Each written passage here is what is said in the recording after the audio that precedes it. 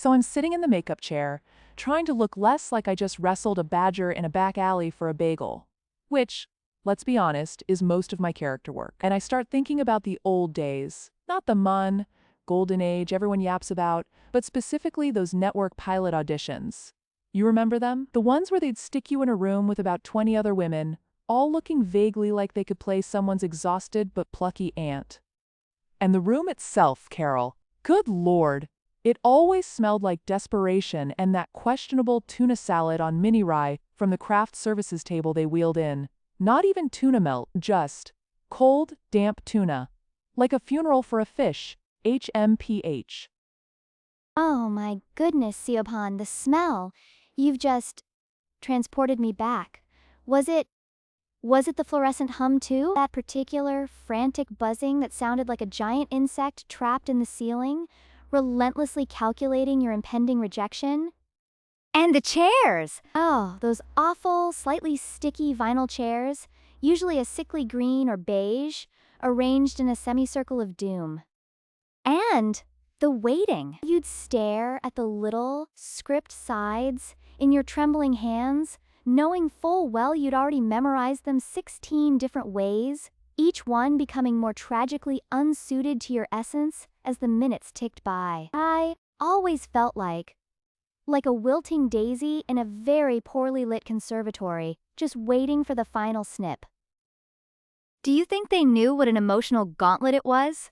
Or was it just an oversight, a logistical inconvenience they never bothered to truly, deeply consider? Oversight?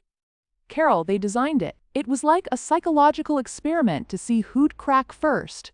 Or at least, who'd still be able to deliver a line after consuming a suspicious-looking mini-quiche. I swear, the casting director for that specific show, the one where they were looking for the quirky neighbor with a heart of gold but also a gambling problem, which, surprise, we probably both auditioned for, she had breath that could peel paint, and she'd lean in, right into your personal space, like she was trying to absorb your soul, leaving you with that distinct aroma of garlic and regret. It was less an audition and more an exorcism.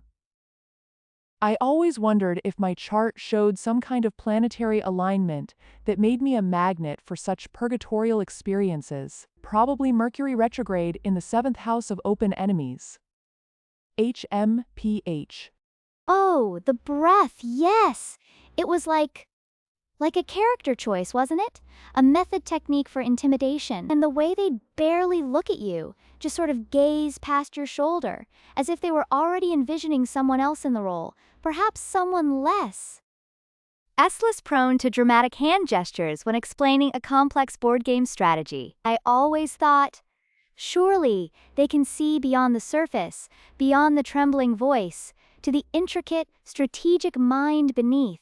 But no, it was always, can you be a little more flustered? And you'd leave feeling utterly bewildered, like you'd just navigated a particularly difficult labyrinth, only to find yourself back at the beginning, with a faint aroma of garlic clinging to your sweater. It was profoundly unfair, almost.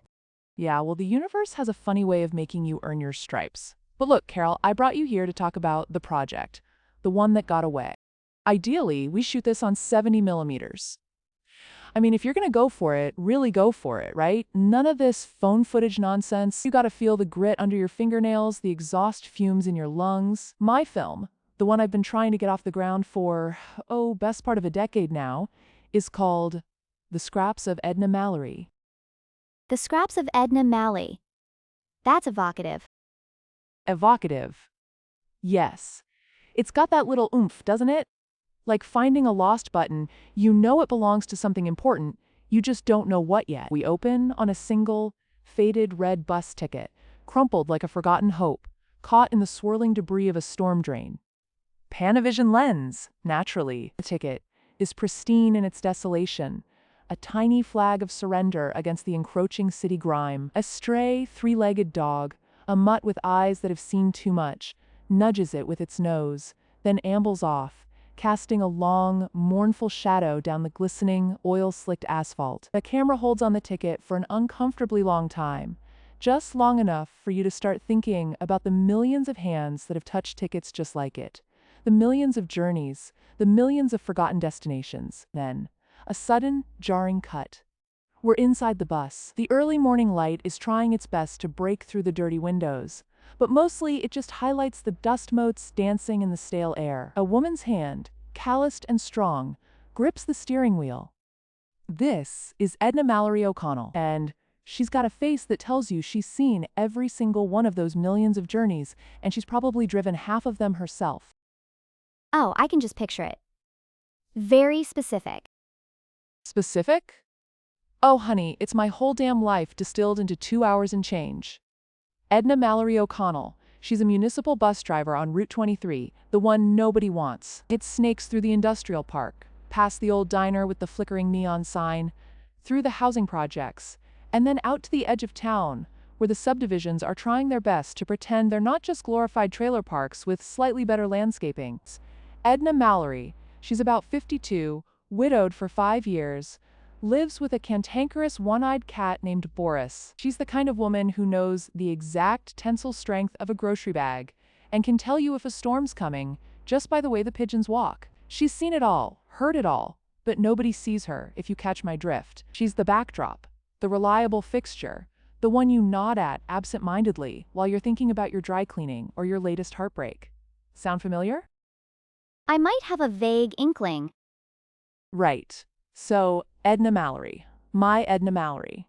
She's got a particular way of observing things. Not like a busybody, mind you, she's far too tired for that. More like a highly calibrated, slightly weary cosmic antenna.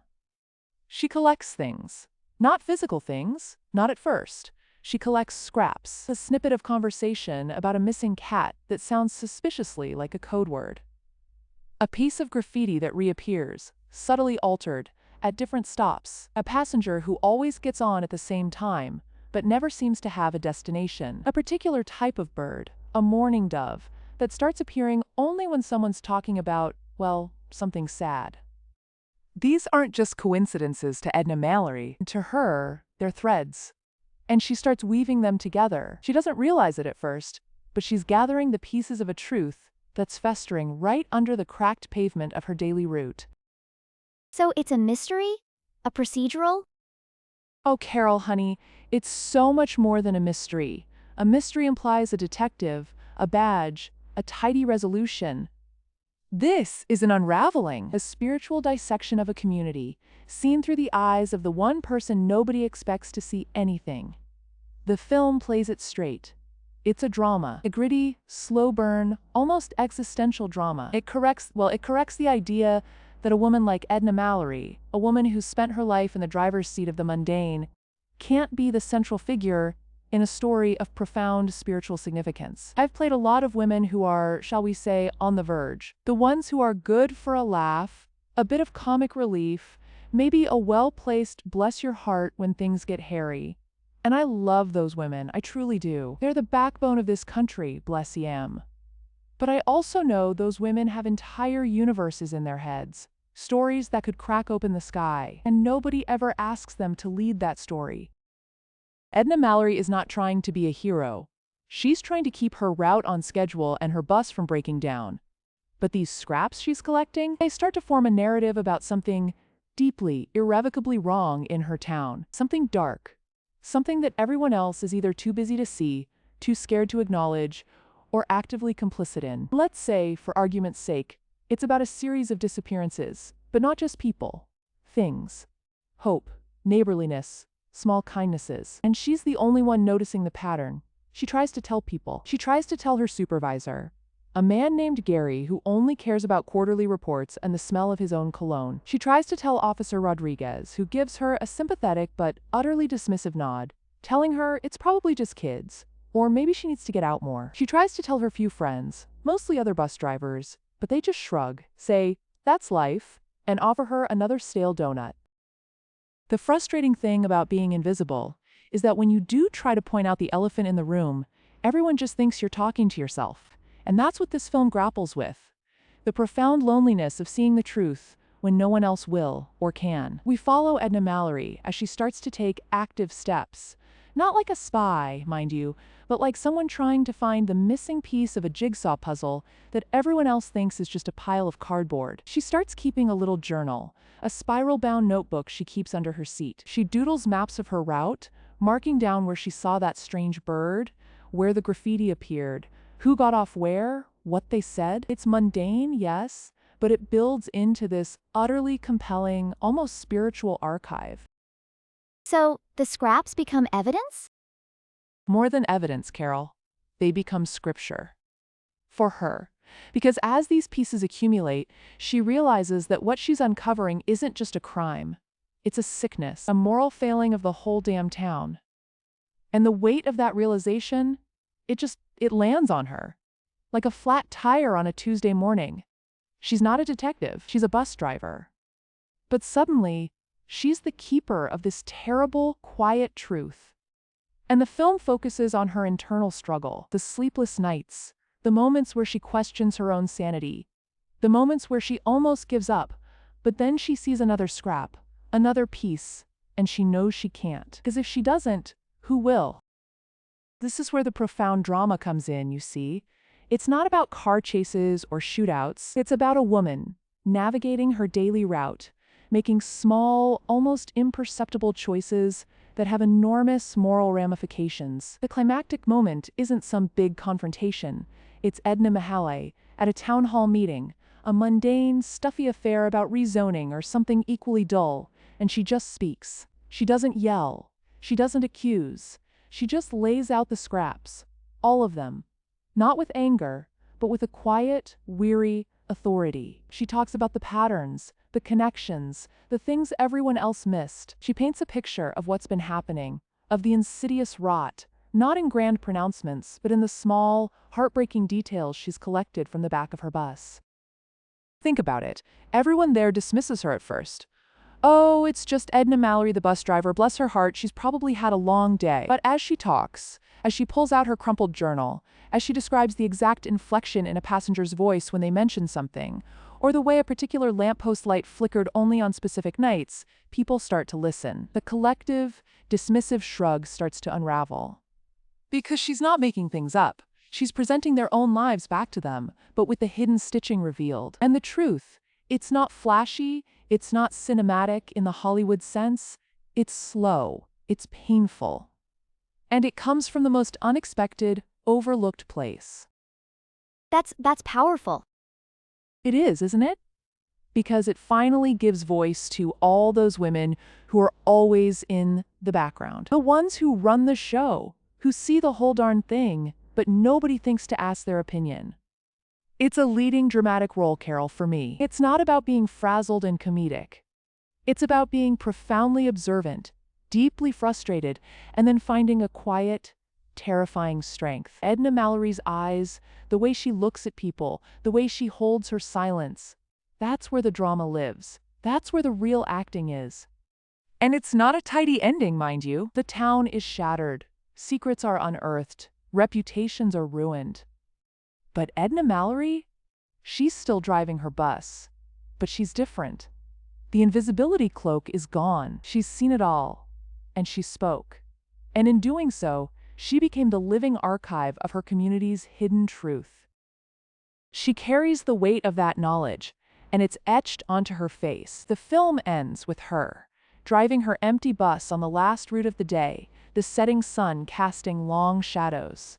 She stops at a desolate bus stop, turns off the engine, just for a moment of quiet, and she looks out the window, not at anything specific, but at the whole sprawling mess of humanity she's just helped to expose. And a single tear rolls down her cheek, but it's not a tear of sadness, it's a tear of understanding, of the burden of truth. And then she puts the bus in gear and drives off into the fading light.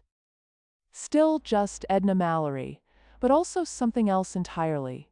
Something prophetic. And you see that on the 70mm, Carol. You feel that. It's not a punchline, it's a whole damn world. It's her turn. That is a lot. But hear mine. Oh my. Well, you know, Siobhan, it's rather personal, this little thing I've been nurturing in my mind. For so long, really, and it feels almost immodest to speak of it aloud. Like showing someone a very old, beloved photograph you keep tucked away. But you asked, and I do feel a connection, a kinship, don't you think? Like kindred spirits, perhaps, in the wilderness of, well, you know, things.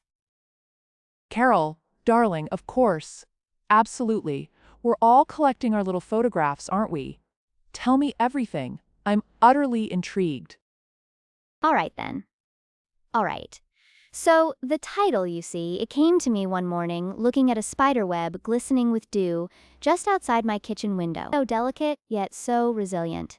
It's called The Keeper of Small Truths.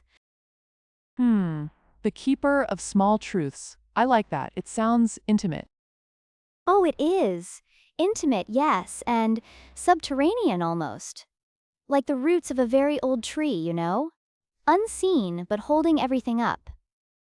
Now, for the visuals, Siobhan, we open on a single dust mote. Not just any dust mote, mind you, but one caught in the last, golden gasp of late afternoon sunlight, suspended in a column of air, dancing a slow, silent ballet. This isn't just dust, it's an entire universe of forgotten particles, each with its own story, its own trajectory. And the lens. Oh, it must be a vintage Panavision, you know, one of those from the late 70s. That breathes a certain kind of warmth, a gentle melancholy into the frame. It whispers intimacy, almost like a sigh. Oh, that's a beautiful image. Very specific. Isn't it? It has to be. And slowly, so very slowly, almost imperceptibly, the focus begins to shift. It racks. Not to the dust, no. The dust is merely the prologue. It racks to reveal the silence.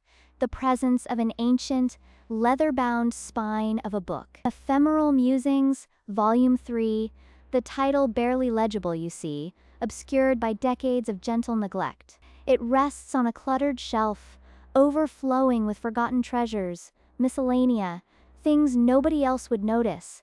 The camera holds there, Siobhan, letting the silence breathe, letting the weight of time settle upon us. And then a hand, delicate, age-spotted, yet undeniably strong, enters the frame. It brushes aside the dust, ever so gently, as if parting a sacred veil, revealing the title, Ephemeral Musings, more clearly. And we hear not a word, just the soft, almost imperceptible whisper of the brush against the spine. And then we cut